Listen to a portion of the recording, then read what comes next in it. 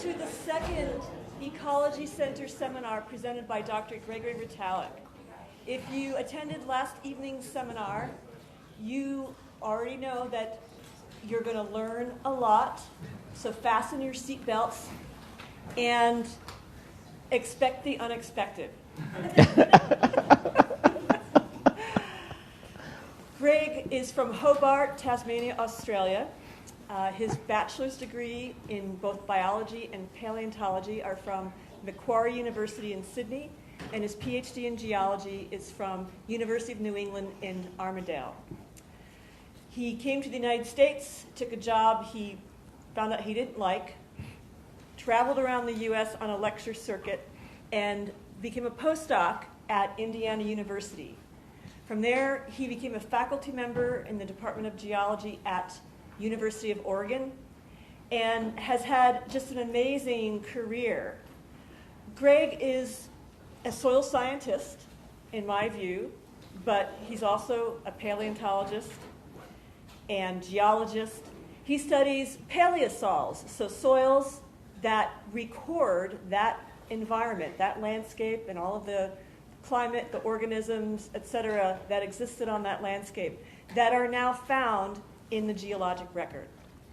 Today's presentation is about global cooling by grasslands, and if you're into mollic epipedons and mollisols and grassland soils, think about what might have happened 40 million years ago and then what might happen in the future. Thank you, Janice. It's great to be here. Good crowd. It's kind of odd that I'll be talking about grassland soils because we don't really have native grasslands in Australia. We have this vegetation called MALLEE, which I'll be talking about. And I had to start with this particular slide because this is where I started in the US, measuring this whole sequence of paleosols in the big badlands of South Dakota. I measured it as a part of a field camp from the South Dakota School of Mines, which was sponsored by Northern Illinois University. And each one of these bands is a paleosol. If you're not familiar with a paleosol, this is a very big, thick one here. It's an ultrasol. The BT is there, and it goes down into a sea horizon there. Every little subtle shade of color and of texture in this cliff is an individual paleosol. There's 147 meters of section here, and there are 87 successive paleosols, and they give us a narrative of climate and vegetation change through the Eocene, late Eocene here, and through into the early Miocene. And even at this time, when I first came to this country, this was I studied this back in 1978 and 1980, I was after an understanding of this grassland ecosystem, which is such a mainstay of our civilization. Grass is absolutely amazing. Grass is, of course, the source of all our wealth. Wheat is a grass, corn is a grass. It's the basis of our civilization. And there's something about grass that's really pretty amazing. The smell of grass is absolutely awesome. I just learned recently that the smell of it is this particular molecule here. You probably smelt fresh cut grass and thought, oh, there's something rather pleasant about this. And it really became home to me when I was in Antarctica. Of course, there's no grass in Antarctica. There's nothing growing in Antarctica. And Antarctic expeditions, we went out for a month and camped in the middle of nowhere, and we lost all our sense of smell. And when we came back to McMurdo Base, some of the young ladies in the mess invited my team to a margarita party in the dorm. So McMurdo has evolved a little bit since the days it was a military base. This was a dorm style accommodation, and they shared a room, and they had it blacked out because this was going to be a kind of an adult kind of a party with margaritas and all that. And when everyone was there, one of the women said, well, how about some grass? And I was thinking, what? How did they get marijuana in Antarctica? I mean, they had sniffer dogs. They were really strict about this. And she went to the window, and she came back with a ceramic pot. And I can't remember if it's Bert or Ernie, the ceramic pot. But growing in it, she had some Kentucky bluegrass. And after being in Antarctica for a month out in the ice and snow and losing all our sense of smell, we just carried this pot around from person to person, and we smelt the grass. Wow, man, that was really good grass. You don't notice. You don't notice the smell of this stuff until it's gone. Grass is absolutely an amazing stuff. Whoa. So what I want to talk about here is a kind of an introduction to some quaternary paleosols to get you an idea of what a soil looks like. There's one in the background, a nice grassland soil, sharp top, gradational contacts down into calcareous nodulates. And look at that, Janice, that's a mollic epipedon. One of the earliest of the tall grass prairie soils in central Oregon. I'll get on to Cenozoic paleosols. Then I want to talk about what was there before grasslands, because that's kind of important too. It's hard to imagine the world without grass now, but there was a time, not so long ago, when there wasn't any grass. And then I want to get on to farming for carbon, which is, I think, one of the most interesting conclusions of this particular work, and one which has some interesting political implications. So paleosols, they're buried soils. Here's a sequence of them. They're rather subtle and beautiful. You actually have to dig them out to get a nice column like this. And most of the work that we do is actually in the field, sitting in dusty trenches in very uncomfortable situations, with dust filling your shoes and blowing in your eyes, measuring where the paleosols start and stop. And I have this characteristic way of doing things. This distance here for this box is how well developed it is. So these are poorly developed soils, and this is a well-developed one. Poorly, well, poorly, moderately. And then I measure the calcareousness. They're all pretty calcareous here, and also the hue. They're all sort of brownish and getting on to green. And I name the soils as I see them because I think they're people. You know, every soil has its own character. Every soil has its own particular profile form. And there's two different sorts here. There's the talal. I named them after the Sahapt in the Indian language. This is a thick soil with a rather thick BK horizon, which represents a sagebrush ecosystem. Here's another talal. And then these others, the nixes, these are the grassland soils with the mollic epipedon, and I'll show you some data to support that in a little bit. We can tear it apart. We can measure the amount of sand, silt, and clay. We can look at carbon isotopes through the different paleosol types. We can look at oxygen isotopes. We can look at fecal pellet distribution. The worms are all in the grassland soils and not in the desert soils. And we can look at burrow distribution. The burrows are all in the desert soils and not in the grassland soils, and I'll show you some examples of those right now. So these two soil types are easy to distinguish. A grassland soil has a mollic epipedon. That means it has crumb heads. Look at the size of these individual soil aggregates here. These are from around about 50,000 years ago. This is the Nix pedotype. These are little crumb heads. There are also fine little tubes. Those are the fine adventitious roots that characterize a grass. And it forms this kind of living carpet of a mollic epipedon. It's not as dark as in a paleosol as it is in a modern soil because the organic matter is precious. And when it was buried, that organic matter went away. It was carried upward by microbes. In the sagebrush soils, we have this kind of a burrow form here with these backfills. These are the characteristic burrows of a obligate sagebrush cicada, which is called Okanagan. It's known in this area. A lot of this work was done by Alan Busaka, who gave us these ages, and we have this lovely alternation of grassland and sagebrush through glacial interglacial alternations of climate. Misha Blinnikov studied this particular section too, and he looked at the phytoliths, and he found that our picks from the morphology of the paleosol matched the phytoliths. The sagebrush phytoliths are blocky and irregular looking, and the grassland phytoliths are comb-like and elegant and elongate looking. It's very easy to pick them from phytoliths as well. We can also pick them from mammals. John Rensberger and Tony Barnowski did this lovely study where they found the sagebrush vole and the bog lemming alternating in their abundance through this pile of sediment. So the paleosol gives us an idea of what the vegetation and what the setting was like, and we can actually confirm that with things like phytoliths and with bones and teeth. So this is what it was like back in the... we're now in an interglacial, so what we have is what there is now in the Palouse area of Washington. Back in the full glacial, about 20,000 years ago, it would have been more like a sagebrush steppe, more like you get in Nevada. With Milankovitch climate change, the sagebrush and the grassland are moving backwards and forwards as things get drier or wetter. Now, that was an interesting start to look at quaternary soils. It turns out we have a much deeper time record in Oregon, particularly in the John Day fossil beds of central Oregon, where we have literally hundreds of paleosols and a nice record of fossil mammals That gives us our age pick. We also have good age control from these radiometric dates, the red dots here, which we can make an age model. So we can calculate the individual ages of every paleosol relatively precisely, because these are quite good argon-argon dates. And what we find when we measure these particular paleosols, and what I like to do is something that's really cheap and nasty. I like to take a milliner's tape, a simple tape, and measure the depth to the calcic horizon. This is it's 365 paleosols successively in about a kilometre or so of sediment in this valley, in the John Day Valley, which we've dated at the bottom millions of years ago. And this is the alternation on a Milankovitch timescale of the depth to the calcic. The ones that were in the arid phase, the iridosols, had a shallow calcic horizon, and the ones that were in the more humid phase, it was only subhumid, they would have been a bunch grassland in this case, not a sod grassland, have the deeper calcic reaching down to almost a metre or so. Look at this. This is petagenic carbon. That's in the.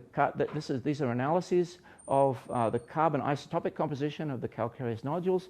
This is the oxygen composition of those same nodules, and it reflects that same Milankovitch beat pattern.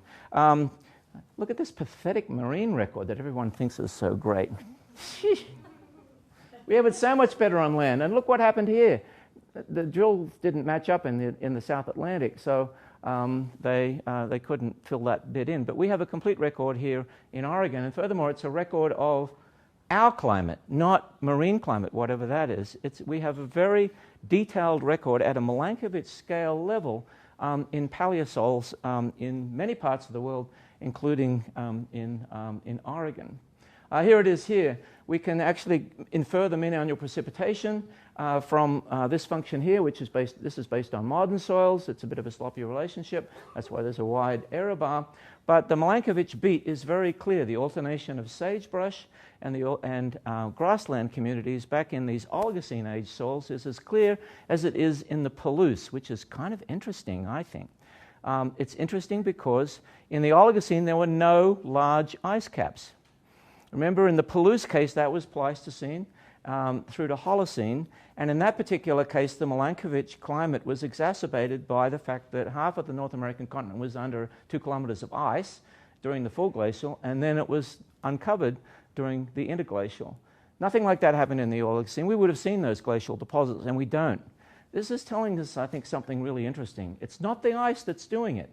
There's something else fundamental, I think, about the ecosystem that is creating and amplifying the Milankovitch signal. A Milankovitch signal, which is a signal, astronomical signal, is one that is very minor, but it's being amplified by the communities here on Earth to give us quite a strong signal of climate. We have the same sagebrush burrows, sagebrush cicada burrows back in the Oligocene. We have dung beetle bolli, and we have earthworm casts. And these are the sagebrush cicada burrows, Ctenidium. These are the dung beetle nests here, and these are the worm casts in green, and this is the depth of the BK. So we have two communities that are alternating, a shallow calcic arid system and a deep calcic subhumid system. And 105 times over 365 individual paleosols. It's boom, boom, ba boom, boom, ba boom, boom, ba boom, boom, ba boom. It's got a backbeat. You can't lose it. Snails. These are there's two different genera here. This is a bit of taxonomic confusion, which I haven't sorted out. But this is the arid snail of this genus, and this is the wet snail of this genus. This is the arid snail of this genus, and this is the wet snail of this genus. They're separated out. Two different communities of fossil snails. We also had different communities of fossil mammals, but we're a bit spotty on numbers, and I've improved this dramatically since I did this study. But look at these. There's a little mouse deer, this jaw here. There's an arid one, and then there's a wet one. The mammal communities are following this beat of climate that is evident from the paleosols itself. So from paleosols, I've told you we can get a really interesting record of climate. We can infer mean annual precipitation from things like the depth to the calcic horizon in a soil, and that's nice because We have lots of calcic horizons that we can measure, and it's cheap and dirty. A lot of work, but cheap and dirty. We can also get the mean annual precipitation and the mean annual temperature from chemical data. If we make a chemical analysis of an individual paleosol, we use the chemical index of alteration minus potassium, which is a ratio of alkalis over alumina as a stable component. It has a relationship to mean annual precipitation and also to mean annual temperature, which I don't show here. So we've been able to construct a climate curve for all of Oregon. This is temperature in red, precipitation on the top. This is Montana, precipitation and temperature. This is Nebraska and South Dakota, precipitation and temperature. And there's ups and downs. It's pretty interesting, isn't it? It's a pretty detailed record. Not as detailed because each one of these required me to do a chemical analysis, but not as detailed as the BK record, but still quite a useful one for looking at climate change in the past on a fine timescale. Here's the BK record, which is just from measuring the depth to the calcic. These are interesting. This is the middle Miocene warm spike. It's in all the records. Actually, it's a global thing. This is the terminal Eocene one here, the spike that we're ramping up to here in Oregon. It's nicely expressed in Montana and Nebraska. These were times when it was much warmer and wetter globally. And these greenhouse spikes are, I think, kind of important as examples of where we're headed with the current greenhouse warming because of the rise in CO2 levels. We can also get vegetation from soil, as I've explained. This is a forest soil, an alpha soil, Oligocene in age. It's got this, the top of the profile is right there. It's overlain by a tuff. Then it's green, a surface horizon. That would have been organic, and it was gleyed when it was buried to that greeny color. Here's the BT horizon, nice slick surfaces from clay skins. And then here's the C horizon down in here. This is a grassland soil. I showed this one before. Nice Moloch epipedon, calcareous nodules at depth. There's another grassland soil. This one has a nice Moloch epipedon there, but it has a rather shallow depth to the calcic horizon. This would be a short grass prairie here. This would be a tall grass prairie here. This would be a forest, and we think we know it's probably an oak forest in the Oligocene because we find a lot of oak leaves in surrounding lake sediments. So we can get a record of vegetation as well. And this is a bit of a confusing slide, but we actually have a pretty good idea about the different communities by looking at the paleosols. What I've done here is I've added up the number of different kinds of paleosols in each 1 million year increment as a proportion. Now, a lot of people have had the idea that grasslands evolved because the mountains rose and they cast a rain shadow into the plains, and that rain shadow was filled in by the grasslands. And this is a classic case where you're thinking that some physical, geographic, tectonic forcing is driving evolution, right? That makes perfect sense. However, these data show that's not true. Remember, I showed you in Oregon a lot of sagebrush paleosols and then a bunch of grassland paleosols alternating one to another. The sagebrush goes all the way back in Montana. The sagebrush paleosols go all the way back almost in Nebraska before you get to forest. And then there's this middle Miocene woodland and middle Miocene rather more humid spike in the different areas. Each area is responding a little bit differently.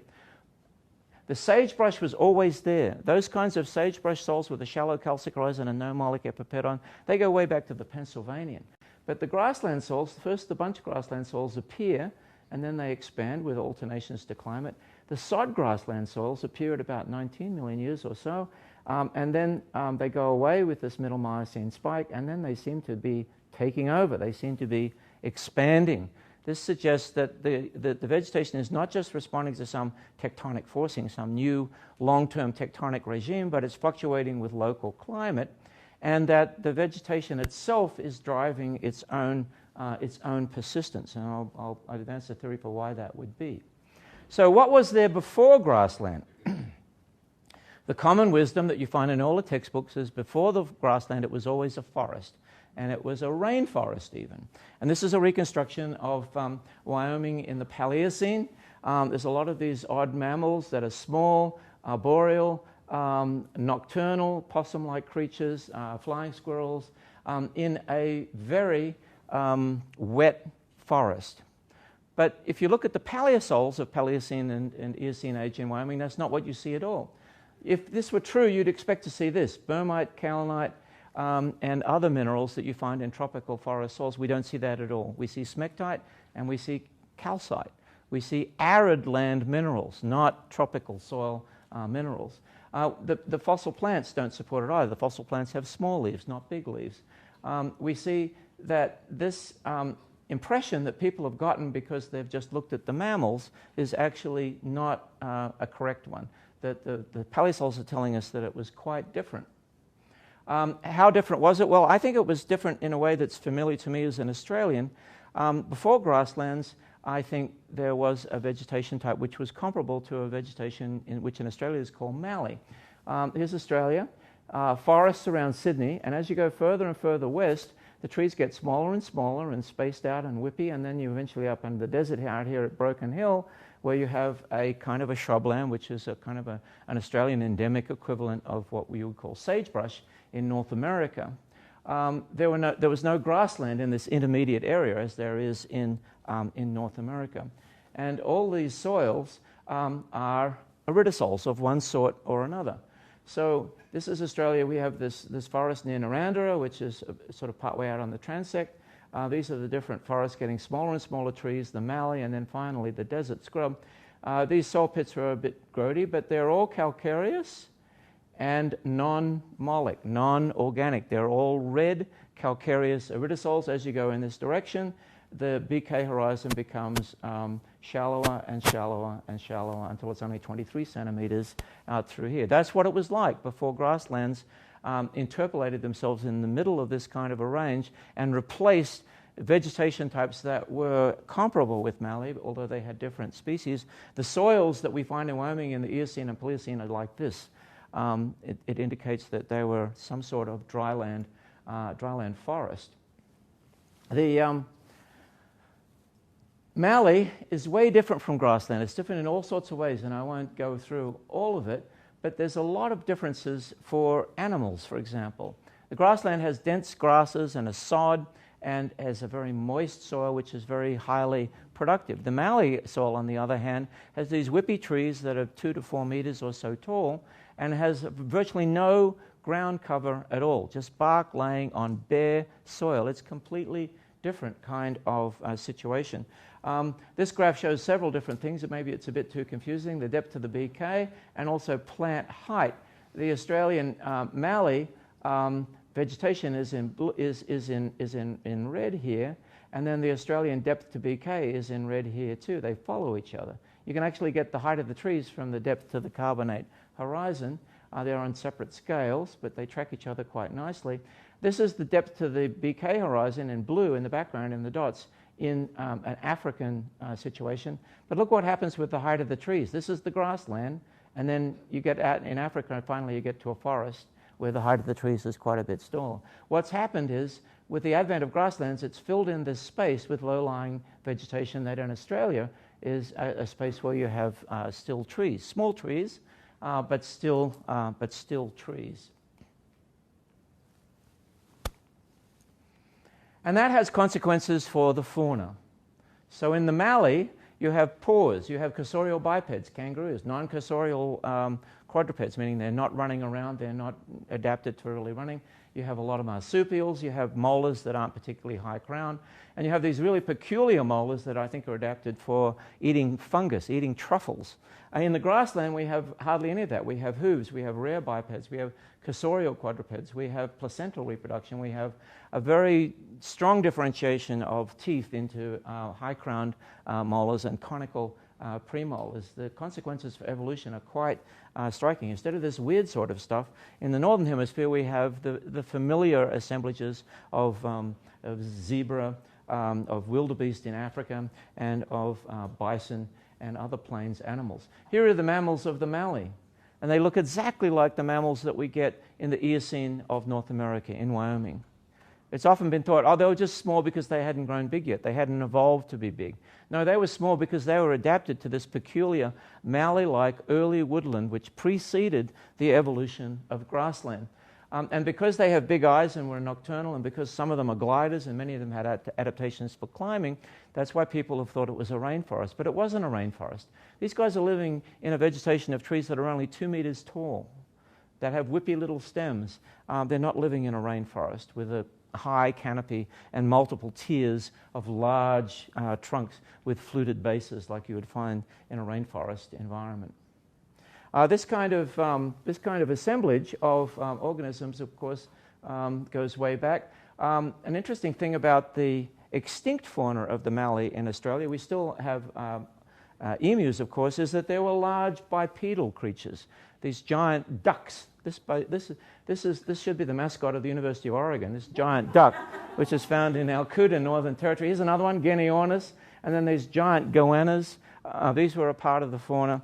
And these sort of made me think, well, this kind of a fauna of these Mallee grasslands may go way back. The Mallee fowl is a very fascinating creature that makes nests as incubation, and the dad does all this, by the way. The women just go off and try to recover from laying all those eggs.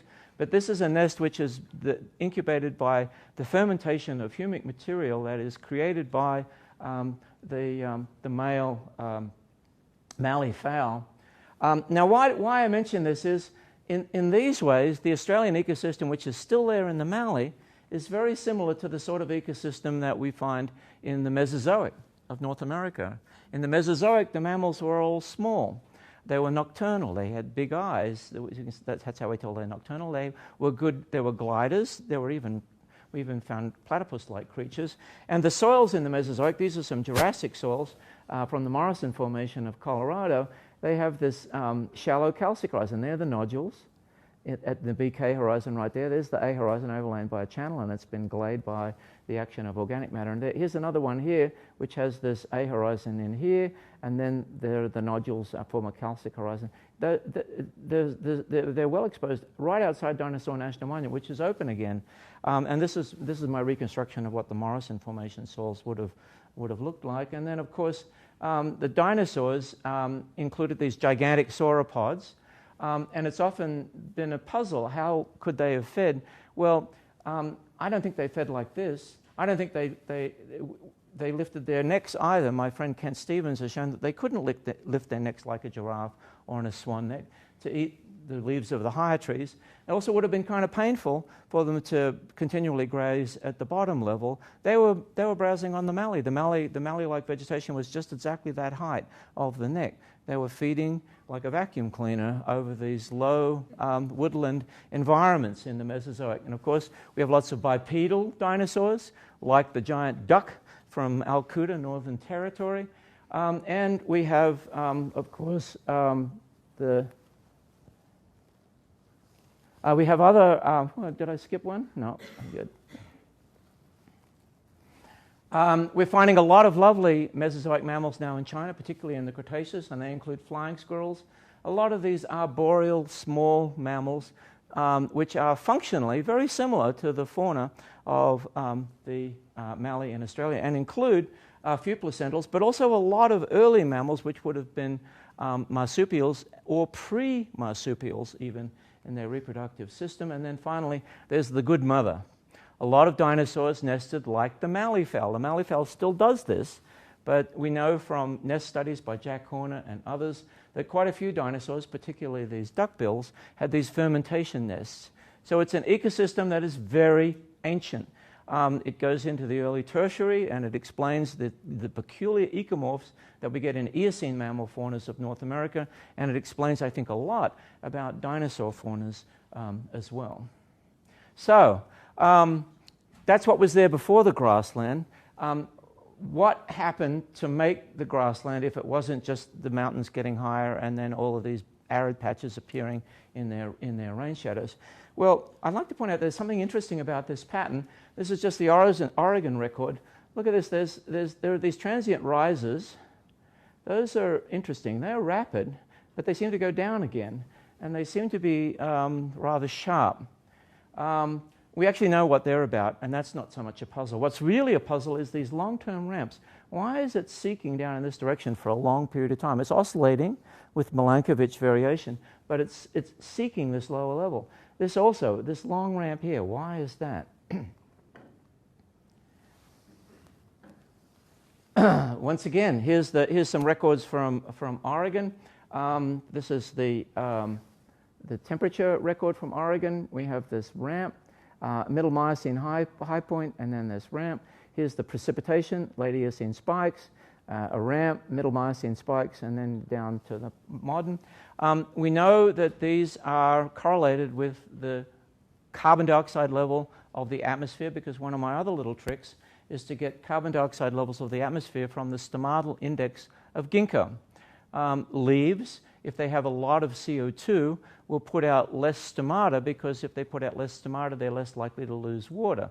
A stomate, or a little breathing pore on the bottom of a leaf, is a common passage for both water vapor and for carbon dioxide. And counting the pores, the stomatal pores in fossil leaves, like this lovely one here that's well enough preserved to show it, gives us this record here. These warm spikes were at times of high CO2. The middle Miocene spikes were at times of high CO2, and CO2 was hunting to a lower level in the atmosphere after the middle Miocene spike. Now, we know what caused the spikes, and a lot of geologists love this. These are my compatriots, the ambulance-chasing geologists that are keen on geologic disasters. And there's two kinds of disasters that form this kind of a CO2 and this kind of a greenhouse spike, a CO2-driven warm, wet spike. One is a big meteorite impact, and the other one is a gigantic eruption that goes through a lot of crust and vaporizes a lot of organic matter and shoves it up into the atmosphere as excess, highly negative, isotopically negative carbon. And for the 35-million-year-old spike, we actually do have an impact structure. It's a Chesapeake structure right here. For the middle Miocene spike, we have a series of craters in Germany, Steinheim and Ries. That appears to have been a bunch of impacts. These are going to destroy vegetation for large areas. They're going to vaporize that vegetation and create fires that are going to put a lot of CO2 into the atmosphere. And then the other way we can do it is we can put a deep-seated large igneous province eruption. And these rare eruptions that occur at long intervals that come up through carbonaceous sediments and inject a lot of thermogenic methane into the atmosphere, which then goes to CO2. For the 35-million-year spike, we have the Ethiopian flood basalts right here. This is the Red Sea right there, and this is the Afar Triangle. And then for the middle Miocene spike, we have our own little portable backyard large igneous province in the Columbia River basalt group. And it's a small, large igneous province, if that's not too much of an oxymoron for you. But then it's a small spike as well. It's not really as big as the one for the Ethiopian traps. The idea is that they came up on these dike swarms here. They came up through a lot of sediment, and they injected things into the atmosphere, which created these perturbations. Turns out we have a lot of these perturbations in the rock record going back 300 million years, and I have a whole other talk on them, but I don't want to talk about them anymore because I want to talk about the interesting hunting behavior. What caused that cooling? What caused the climate over the last 30 million years or so to have these ramps? The ramp that was interrupted by the Middle Miocene disaster and then ramps down into the Pleistocene, ramping down in carbon dioxide, ramping down in temperature, and ramping down in mean annual precipitation. Well, one very popular idea, which was the famous Rudderman and Ramo paper of 1988, is that it's created by mountain uplift. It's an interesting idea. What they actually suggested, being geologists and not pedologists, is that the uplift of the Himalayas accelerated chemical weathering. And they suggested this on the basis of strontium isotopic values in marine records. It turns out to be totally wrong. The strontium isotopic records were all debunked because it was found that the strontium isotope system in that particular in the Indus and the Ganges River, the Indus here, the Brahmaputra Indus system, the Ganges through here, and then the Indus down through here, was controlled by the weathering of limestones. The uplift of the Himalayas was actually an acceleration of physical weathering, not chemical weathering. So you've taken this whole area here and you've uplifted it from a productive soil in which chemical weathering was rampant and which you had a lot of carbon sequestration. You've shoved it up to the roof of the world where the growing season now is only 2 weeks or so. It's covered in ice most of the time. It's cold, and everything is moving around. It's chemical weathering that's needed, not physical weathering. Physical weathering is just like getting into an aquarium, moving stuff around. That doesn't affect atmospheric composition. What this actually has been is a force for warming, not a force for cooling, because it's diminished the chemical weathering capacity of the global atmosphere. Others have shown that in the rims around the Tibetan Plateau, there's a lot of CO2 springs that are injecting a lot of carbon dioxide, because to raise an area like this 6 kilometers into the air, you have to have a lot of metamorphic decarbonation reactions at depth, and that is generating a lot of carbon dioxide, which is streaming out in several of these carbon dioxide springs throughout the whole region. Another idea you've probably seen in textbooks is one that a lot of people still like, and I'm not too bad on it. I'm a good friend with Jim Kennett, and I think he was onto something pretty interesting here. And this is the idea that it has to do with plate tectonics. The cooling is related to the thermal isolation of Antarctica. If we go back 50 million years ago, South America and Antarctica were attached, and Australia and Antarctica were attached. So the currents were all deflected around. They went from the tropics down to here, and they went down along this coast of Antarctica. These warm currents, basically, were such a good effect on Antarctica that Nothofagus, or southern beech trees forests, could grow in Antarctica. What's happened subsequently, of course, is that Antarctica seems to have had the cosmic cooties, and Australia and South America both drifted away from it, and then they allowed this circum-Antarctic current, which thermally isolated Antarctica and allowed ice to develop on Antarctica. Now, you would think that would be a force for cooling, but it turns out that it's not really, because it's at very high latitude. It's only in the sun half the year anyway. If you're going to cool Antarctica, what happens in all the computer models is somewhere else gets a little bit warmer, because the heat that was reserved for Antarctica before is now going to be felt more in the middle latitudes. This turns out to be a force for global warming as well. And even with the albedo effect in Antarctica, it's at such a high latitude that the sun just goes around the horizon like this every day. It's really not had a very strong albedo effect in radiating heat right out into the atmosphere again. So, what did it? Well, I think it might be because of the expansion of grasslands. And here's some data showing the mean annual precipitation on this axis here, and then the age and the appearance of different grassland ecosystems. These bunch grassland systems right in here, and then finally these sod grassland ecosystems here. They appear at about 19 million years throughout North America and in Kenya. We don't have a record in Nepal. Where it's blank, that's no record, basically. They appear out of nowhere, and then they go on to expand around about 8 million years ago. They expand at different rates in different places. They don't expand too much in Montana. The Great Plains in Oregon seem to be on a par, and Kenya also shows a very similar. They seem to expand a little bit later in Pakistan and Nepal. How could that be? How could a grassland sod ecosystem expand against the climate gradient? This is an empire of grass. It's on the march. They have to actually cover territory in order to transgress these isohyet boundaries. Grasses are doing it on their own. Oh. Here we go. This is what it looks like if you take a transect from dry through to wet here. Here's the MALLEE that existed in the Eocene in North America, and the Oligocene is starting to break up a little bit. You're forming some bunch grassland communities here. Here's the caliche horizon, which gets deeper and deeper as you go in this direction on the climatic gradient. By the Miocene, you're starting to get sod grasslands. That's where the carbon dioxide is going, right there. And then you have the empire of grass in the Pliocene, which is really expanding to form the first North American tall grass prairie, as opposed to the short grass prairie. I think the grasses are cooling the planet by their own geographic expansion. And it turns out that they picked a good spot to do it. If we look at a precipitation gradient here, it's a really impossibly large one, 6,000 millimeters. That's a very, very wet climate indeed. That would be like Bhutan or Assam. Here's a desert down here.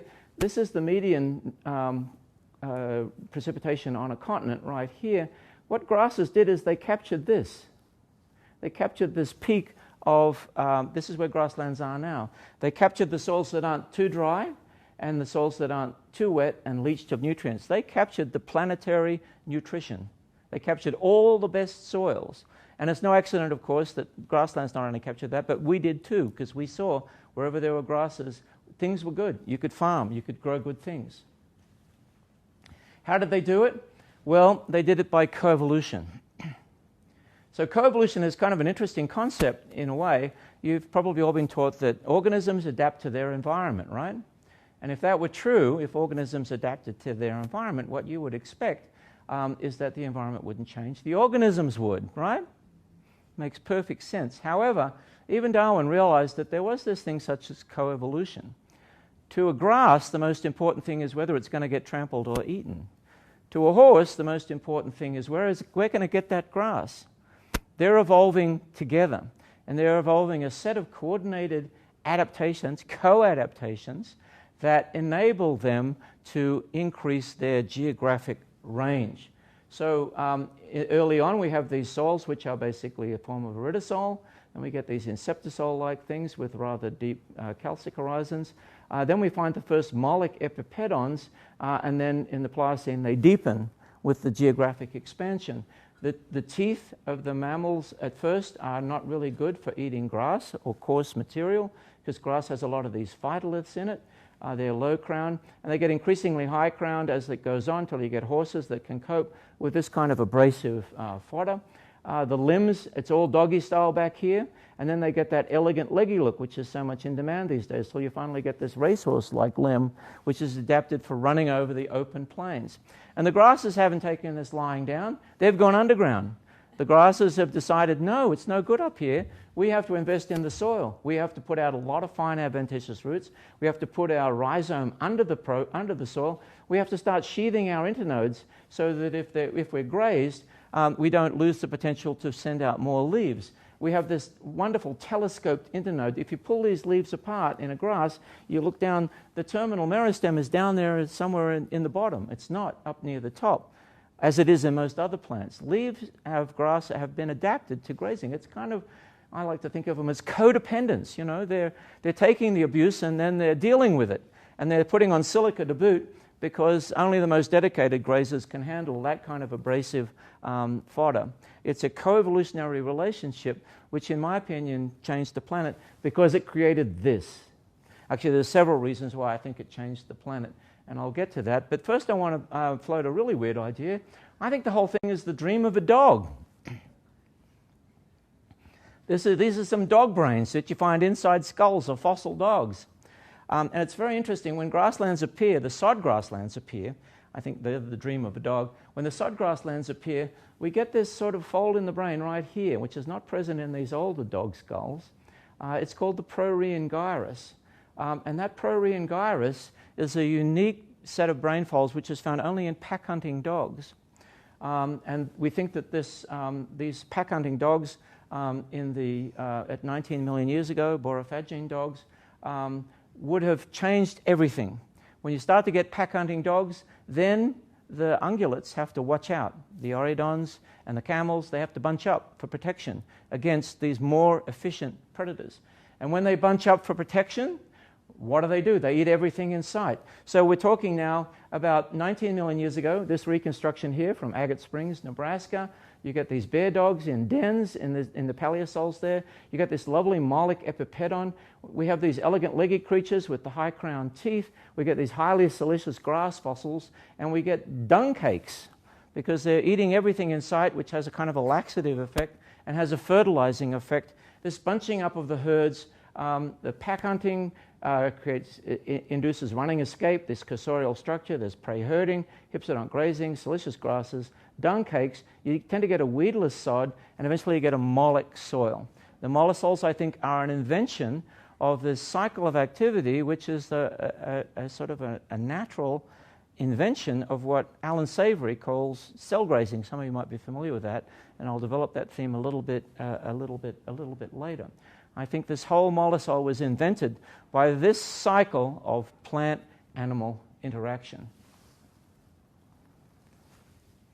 So, why did that cool the planet? Well, 4 reasons. Here they are in outline, and I'll go through each one by itself. The main one, of course, is that mollusols have the most carbon of all soils except histosols. Histosols are swamp soils.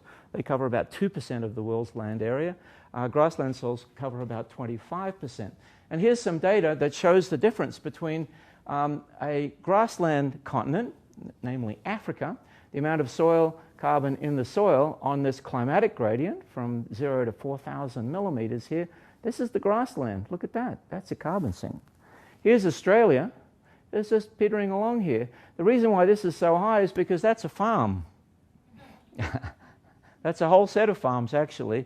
The farms in Australia were imported Eurasian grasses, and they are actually creating mollusols. But this is the primitive pattern, this one here, where you get a monotonic increase in soil carbon with mean annual precipitation. This is what grasslands did. So that organic content in the grassland ecosystem, which has staked out this particular very fertile territory, is pulling down carbon dioxide from the atmosphere. The soils of the mallee are very dry. They're not moist at all. But the grassland soils have a deep carpet of roots which maintains a moist soil. If you have a moist soil, you can do a lot more chemical weathering. You can pull down carbon dioxide and turn it into organic carbon and also export it as bicarbonate in a system which is chemically weathered more than it would have been in the pre-existing mallee ecosystem which was there before. Grasslands don't respire like trees. Trees are hogs. Eucalyptus trees are the worst of all. They transpire all the water they can get. In a forest, it has a moist air and a dry soil. In a grassland, you have dry air and a moist soil. In this sort of situation, what the grasses are doing is they're taking the moisture out of the air. A less moisture in the air, the water vapor itself is also a greenhouse gas. And if you take it out of the air, and you make it cooler, you can hold less of this greenhouse gas. It's not an effective greenhouse gas water vapor like carbon dioxide because it can rain out. And it rains out frequently, as we saw today. Carbon dioxide doesn't do that, which makes it more effective. But this is an additional effect which will cause cooling as grasslands expand. And then finally, there's one more thing, and that's albedo. Grasses are lighter colored than trees, almost universally, by several percent, as if they're fresh and green in the spring. But of course, grasses die back in yellow in the winter if they're seasonal grasses, and die back altogether if they're annual grasses. And then if it snows, suddenly you've got a tremendous albedo difference in a grassland compared with a forest that just shakes off the snow, and the trees are still sticking out of that snow. This just sends heat straight out into the atmosphere and then up into space, and it's lost to the world. With a higher albedo, grasses are also cooling. So they're cooling 4 different ways. And as grasslands expanded, they eventually brought down the Roth of ice on the North American continent and several other Northern Hemisphere continents. So that's my story in a nutshell, but it has kind of interesting political overtones, and it's been inspiring to me to visit rather dedicated farmers, they're mainly organic farmers now, who have invented this whole idea of carbon farming. And the idea of carbon farming, and it's been a natural development of local cockies. It's not been very academically approved, although there are some now excellent research papers proving that they were right about a lot of this stuff, is to farm for carbon as well as for everything else.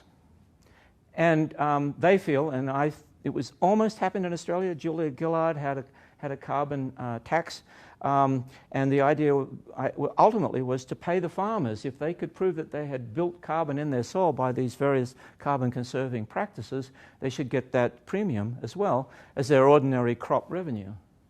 And here are the main things that we use.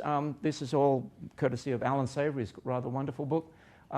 Cell grazing is one of them. The idea is to pen up the cattle and so that they're like herds. Remember, the herds created the mollusol in the first place. The idea is to actually overgraze and then they shit all over the place, they fertilize it, and they move on, and you have a recovery time. And in that situation of hard, intermittent grazing, which is planned very carefully, only the most palatable grasses can grow. The weedy ones that have flavonoids and spines and other things, all those weedy things, they can't handle that kind of regime because they're investing photosynthate in these other accessory compounds. Pasture cropping, the idea to build carbon is not to till at all. If you're going to make a wheat crop, send the cattle in first and then drill the seed of wheat in. Trials in Queensland have shown that you can get a 60% of a wheat yield compared to actually ploughing the whole thing up normally, but that's still pretty good, and you've got your cattle as well that were there. Contour coppicing, we have to stop soil erosion, of course, and contour coppicing is leaving the slope inflections in trees or other materials that are going to prevent that erosion down slope. The idea basically is to recreate what the African savanna did naturally and what our old grasslands, our native grasslands did before 1492. These are our models in carbon farming to try and recreate natural agro ecosystems as a way to pull down the carbon dioxide which we have put into the atmosphere. In Australia alone, the calculations were done by the August body of the CSIRO have shown that Australia actually could offset its entire carbon output from fossil fuels by adopting these sorts of techniques over all of its agricultural land, which is not a lot of Australian land, by the way. Not a lot of Australian land is even suitable for this. There's still going to be a lot of desert. So there's hope for the future, perhaps. Whoops. I've overshot my mark here. Oh, did I? Oh, there we go. So, yeah, this is my concluding slide. And I have a song for you. There's some good news beneath the horizon. Next to swamps, grassland soils have more carbon. Since these are the soils that we already use, we can manage soil carbon and curb soil abuse. Beautiful coevolution, a process by which we got sod. By grazing so hard on grassy sward, the ice age no longer seems odd. Still we have coevolution, a way that we can go forth and use the soil against big oil to try to cool the earth. Thanks for your attention.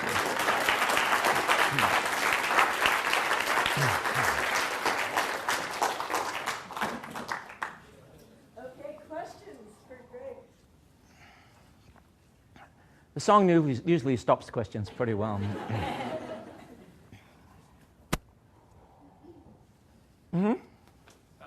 Something that jumps to my mind is the difference between the Mallee and our soil. I mean, the Mallee soils are much older soils, right? So No, they're not. Oh, really? No, they're moderately developed. In terms of soil age, they're about the same. So you can judge soil age by the size of the carbonate nodules, among other things. And the Mallee soil carbonate nodules are about 5 centimeters in diameter. That's a common soil size for chernozems, for the mollisols that we have in the Midwest. And those Mallee soils are on a Milankovitch timescale. We would call that moderately developed. Moderately developed is by no accident the amount of soil formation you can have since basically the last glaciation. It's a sort of a Holocene timescale. You form a soil about that much. No, they're about the same. The Mallee soils are a lot poorer in phosphorus. And guess why? No big elephants or ungulates supplying phosphorus nutrition to the soil. No grasses circulating that material. It's a biological process. It's not just what you have. It's a system that arranged itself for its own self-persistence. It's a force of nature, grassland.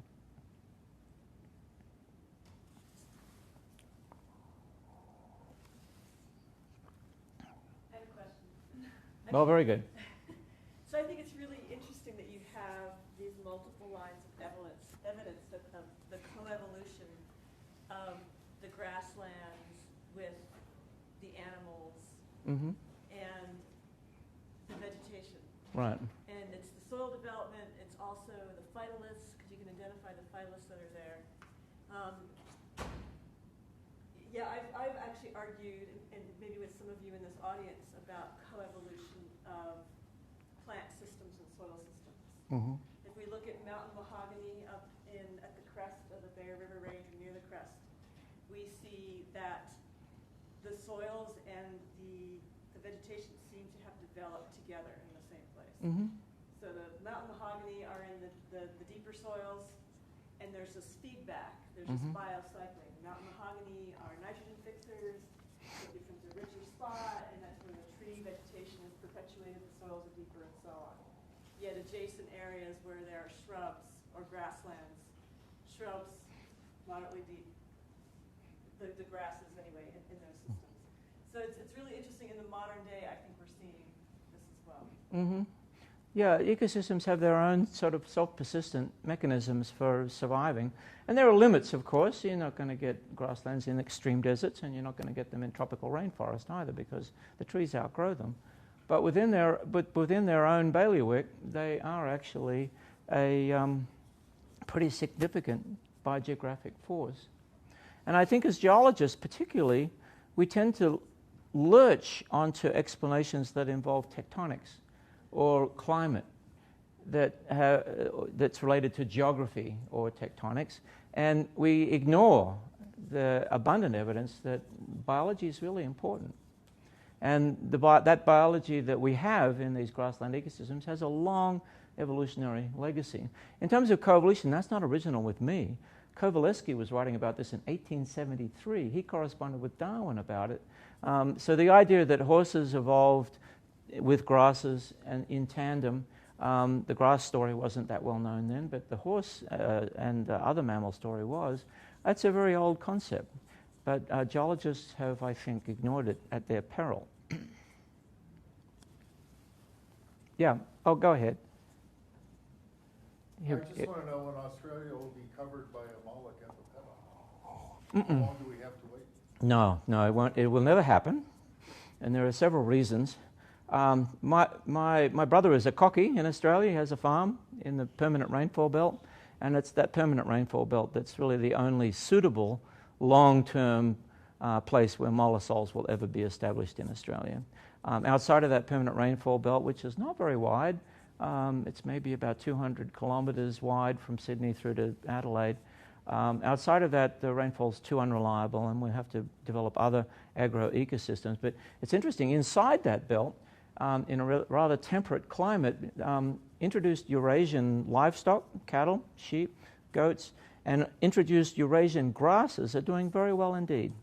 And my friend Christine Jones, who is one of the pioneers of a lot of this carbon farming stuff, has been doing trials there supported by a rich Malaysian philanthropist, and showing that it is possible, adopting these procedures, to develop really nice mollesols. The mollesol is not a soil that was found in Australia before Europeans introduced those creatures. There were no mollesols in us. Isn't that amazing? Major soil type, not in Australia anywhere. And now we have them, and we're creating them. That's the lovely thing about soil organic matter. You can develop it in 100 years, and you can lose it in 5. Yeah. So there's a couple more mechanisms by which grazing can increase the grass production. So grass, there's great work done in Yellowstone, just near us here, by Doug Franks, showing that grazing stimulates root exudation. So grasses pump more sugars into the rhizosphere. Yes. And that induces increased Right. nitrogen cycling, which increases subsequent plant growth. And then the grazing can also remove the older, more decadent, less efficient top grass and expose the more efficient meristem. Right. So it's two more ways that grazing can stimulate. No, I was very influenced when I was a young man who had the job of mowing the suburban lawn, which in Australia was a pretty stubborn affair, by an early study by McNaughton, which showed that in the Serengeti, the more they grazed the grass, the faster it grew. This stuff can take a lot of abuse. Yes? Is there a role for fire in increasing the organic matter? Absolutely, yeah. No, fire is an important part of grazing ecosystems, in all sorts of grazing ecosystems.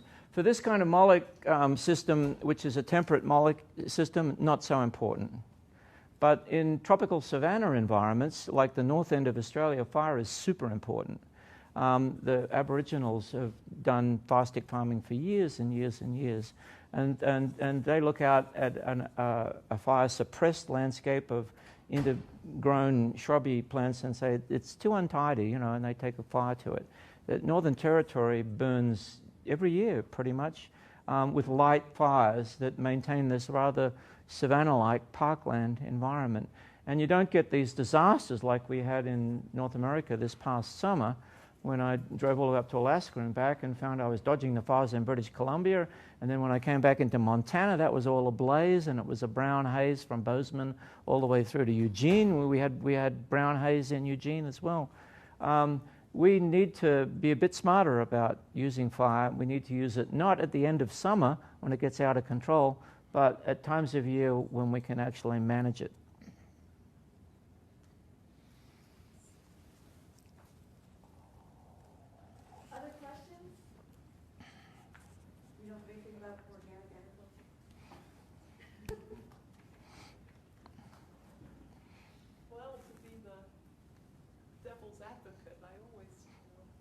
Oh, lovely. How much?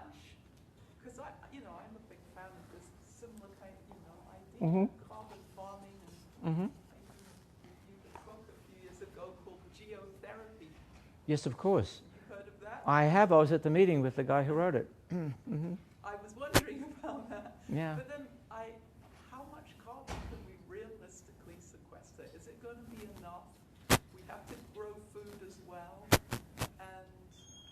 People have been doing that, and the CSO did an estimate that they could offset all the emissions from Australia.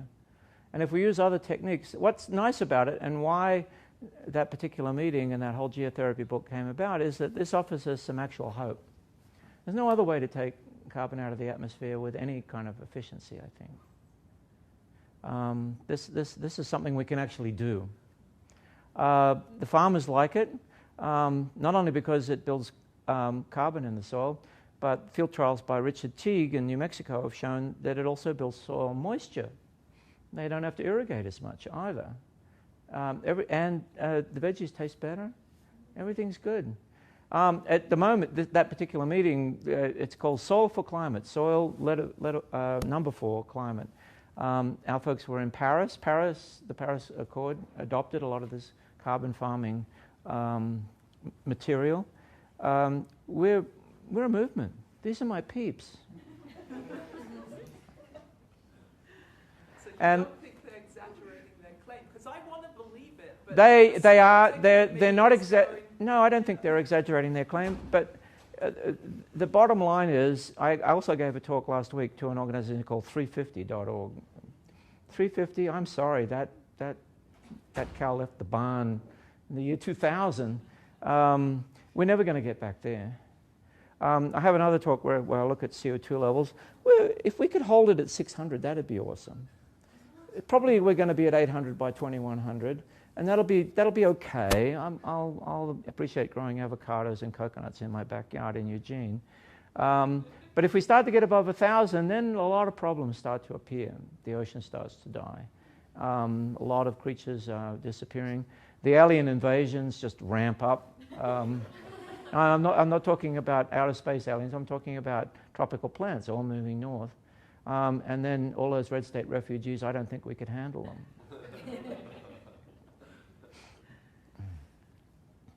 It's something we can do.